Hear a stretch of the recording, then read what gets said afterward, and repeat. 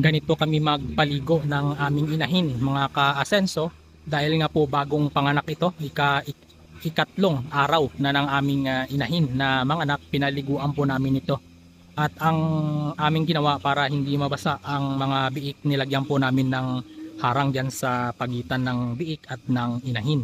Ayan po ang pamamaraan namin para hindi mabasa ng tubig ang mga biik. Okay lang po na matalsikan sila, pero yung direct na mabasa talaga o sinadya silang basain ay hindi po namin ginagawa, para maiwasan na ang mga biik ay magtae o mabasa ang kanilang mga dumi, at maiwasan din ang pagkakaroon ng lagnat sa mga biik.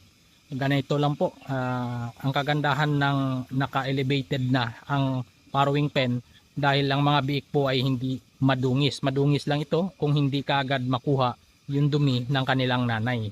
At medyo maingay lang po dito sa area dahil kakatapos lang po ng ulan, at ganyang view ang inyong makikita po sa dulo. Naka zoom po ito, naka 20 zoom na po ito, kaya medyo malapit na po ang kabundukan.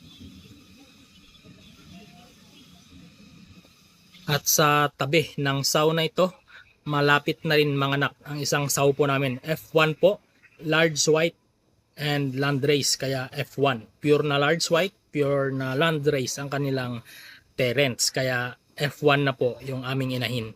At ito namang inahin na ito na nakikita ninyo, large white po ang nanay nito, pero hindi po alam kung ano po ang bloodlines naman ng Boer na pinagkuhanan, kaya chop suey na lang po ang tawag namin sa inahin na ito. Pero maganda po manganak ito, dahil mula nung first parity nito hanggang sa fourth parity, marami po ito manganak.